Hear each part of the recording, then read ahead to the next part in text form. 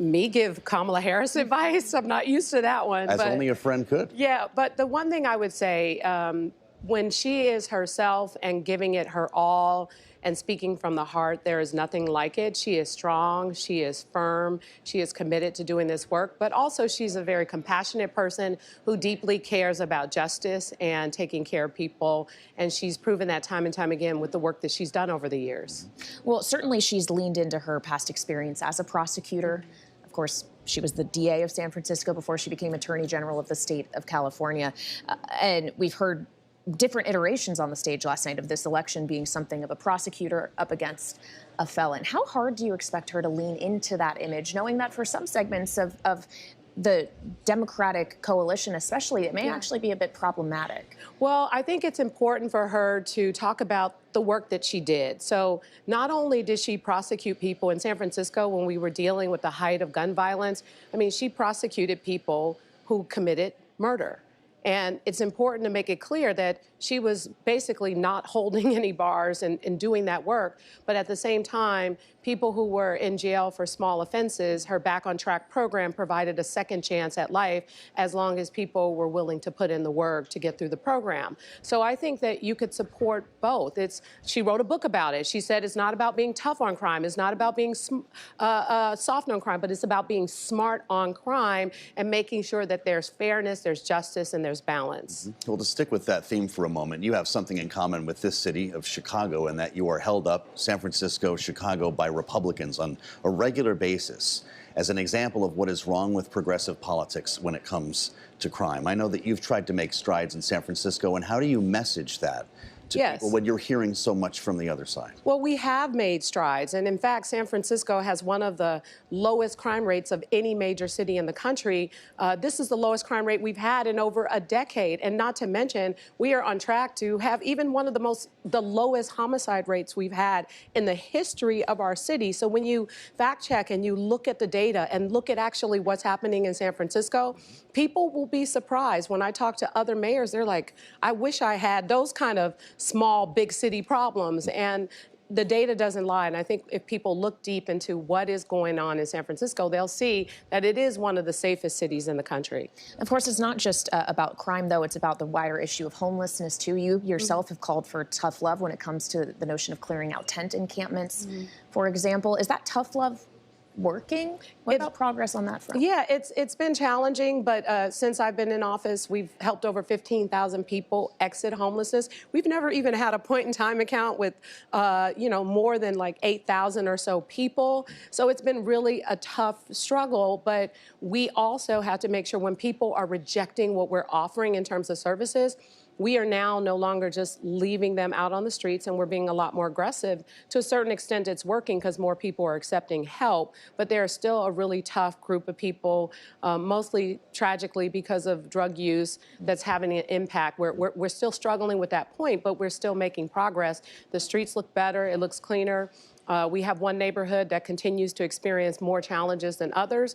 But when you come to San Francisco and you drive around our city and you look around our city, people are always like, what is everyone talking about? So you got to come see it for yourself and then check the facts in terms of the data as to what really is happening in San Francisco. Well, if we can hold on to the issue of housing more broadly here, this is a big deal for this campaign and for this economy right now. And I know for a fact that that's not new for you. You've actually made this a major issue for you as a city official, as a commissioner, as mayor.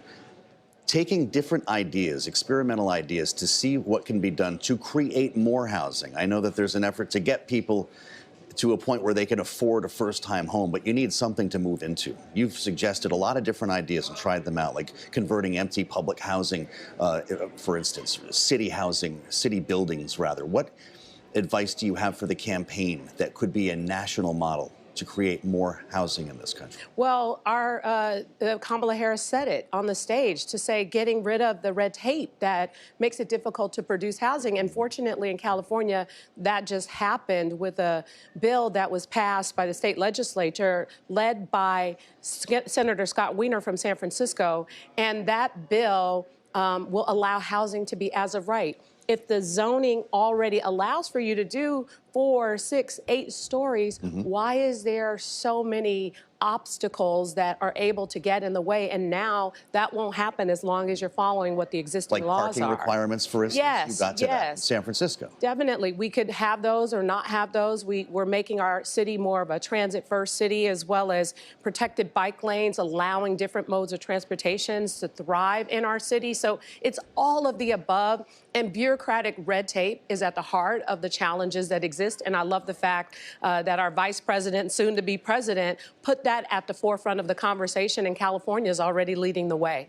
Well, certainly she has to, at the forefront of the conversation, have these notions of the economy, knowing it ranks so highly consistently in polls as the top issue for voters. Another issue that ranks highly, though, is the border and migration. You hear frequently in the Republican camp that every state, every city is now effectively a border city. How do you view that issue when it comes not just to the city of San Francisco, but the state of California as a whole, and what the appropriate, if we're going with a tough love kind of message here, way is to deal with migration and the border? Well, it's important for them to implement the plan that they're talking about to make sure that there's a significant level of accountability. But I also want to be very clear, because it's not just one thing. It's not just about people. It's also about substances. And in fact, the National Guard, the Drug Enforcement Agency, the U.S. Attorney's Office, who's working with us locally, and including our state representatives, the California Highway Patrol, the National Guard, they are all collaborating on using technology in a way that is, making arrest at the border for the illegal fentanyl that continues to come into cities like San Francisco. And so that aggressive effort using technology can help us address those issues, in addition to the challenges with people who are coming over the border. I believe that Kamala Harris is the right person to implement a really tough strategy, but also a compassionate and understanding one, especially because it is so complicated in that we are a country built on immigrants. And so we have to make sure that we're balancing that as well. You say that she's the right person, and yet, and I'm sure you've heard this frequently in the last several weeks, Republicans argue she was put in charge of the border issue. Maybe not given the actual border czar title, but this was an issue she was supposed to own as vice president. She has been vice president for over 3.5 years. If she couldn't get control of it then, how are we supposed to believe she could get control of it when she's actually sitting in the Oval Office herself? Well, here's the thing. Control means different things. And I go back to my experience of the control around illegal substances that are making it across the border.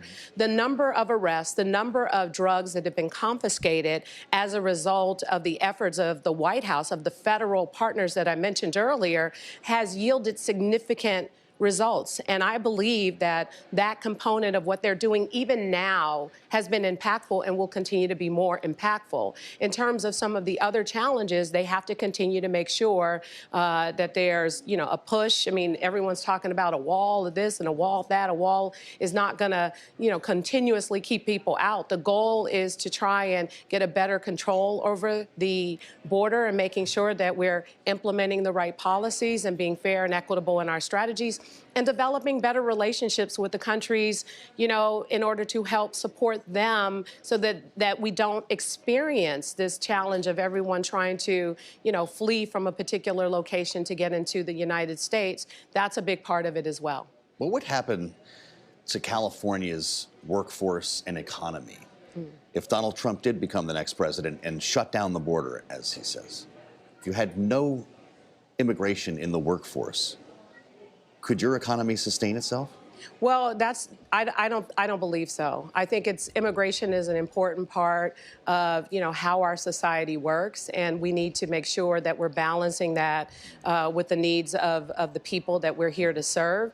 And ultimately, we're seeing some incredible opportunities within the job markets all over the state of California, and our goal is to do everything we can to balance that. But going back to some of the illegal activities around the drugs. That is the thing that is harming our economy the most, and that is the thing that is important to focus on as we continue to move in this direction.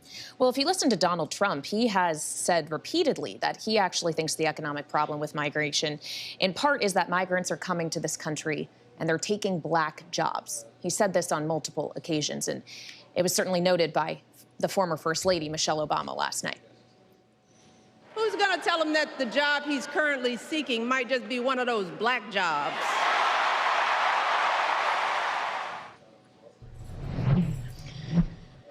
One of those moments I think we've all seen on social media a lot in the last 12 hours, certainly. But she, of course, was on that stage speaking as a black woman, and a powerful one at that, someone who was the First Lady of the United States, speaking on behalf of another woman of color who is now the Democratic nominee and will be formally accepting it on Thursday. You yourself are a woman of color as well. And I wonder, as we consider the historic nature of this candidacy, how the appropriate way to talk about that is, especially in the face of language like we're hearing from Donald Trump. Do you address it head on or do you ignore it?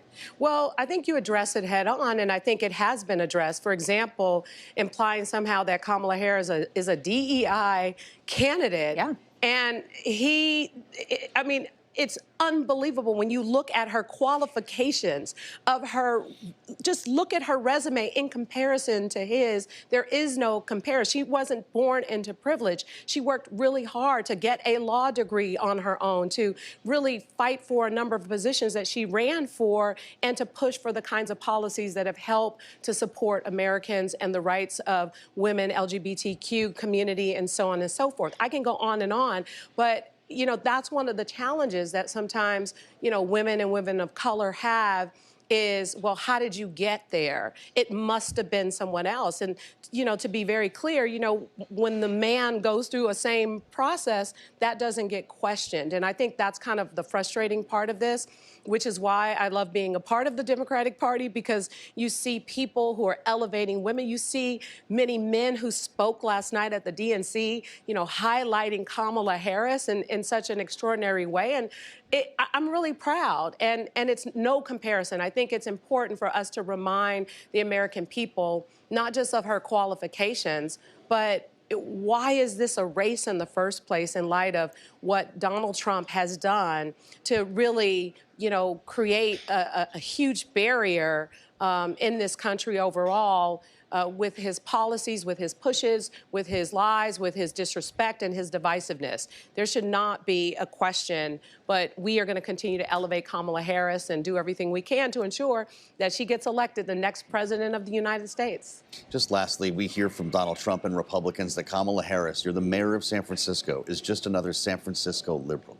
How do you respond to that? Well, I would respond, the Republicans continue to point to San Francisco, but at the end of the day, oftentimes they are picking up their iPhone, which was introduced in San Francisco, calling their Ubers or Lyft, companies started and based in San Francisco, to go to their Airbnb company still and started in San Francisco, and then to go and tweet something nasty about our city, which again was a company until recently in San Francisco. $34 billion of venture capitalist investment last year alone, the AI capital of the world. That's what I will say. You can continue to try and put out a narrative, but the facts tell a different story. And we point to the facts and the economy and everything that San Francisco stands for on the world stage. Everything that everyone is using as far as technology, it starts right in San Francisco. And again, we're looking forward to making sure Kamala Harris gets elected, because then San Francisco will be on a whole nother national stage.